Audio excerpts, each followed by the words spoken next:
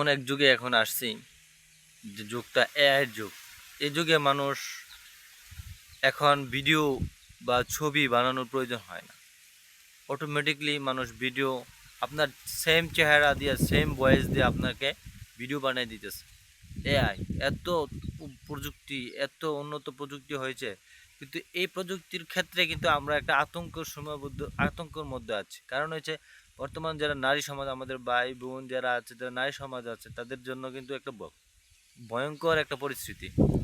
যারা Facebook, Instagram বা TikTok বিভিন্ন ধরনের অ্যাপস ইউজ করেন, তাদেরকে বলছি বোনেরা, তারা কিন্তু একটু সতর্কমূলকভাবে আপনারা ছবি আপলোড করতে পারেন। কারণ হচ্ছে যে এই ফেসবুক, টিকটক, ইনস্টাগ্রাম, টুইটার্স যারা আছে, যারা ব্যবহার করতেছেন, তারা কিন্তু এই অ্যাপসগুলিতে কিন্তু এআইয়ের ব্যবহার কিন্তু বৃদ্ধি পাচ্ছে। আপনি কিন্তু খুব একটা নেগেটিভ ভিডিও যদি আপনার ছবি দিয়া যদি ফেসবুকে ছেড়ে দেয়, বিয়া করে দেয়।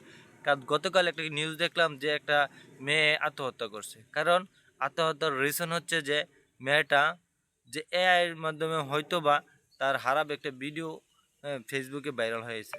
কারণ আপনারা সবাই এআইয়ের ভিডিওতে থেকে বা ফেসবুক, ইনস্টাগ্রাম যারা ব্যবহার করেন, ফেসবুক যারা ব্যবহার করেন, তাদেরকে, টিকটক যারা ব্যবহার করেন, তারা মেয়েদেরকে বলছি, তারা বোনেরা আছেন, তারা কেউ ছবি আপলোড দিবেন না।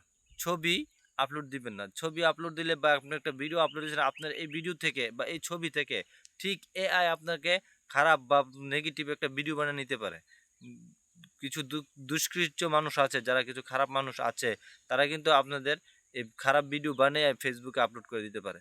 তাই বলছি যে ছবি থেকে বা ফেসবুকের মধ্যে ভিডিও থেকে আপনারা বিরত থাকুন বোনেরা।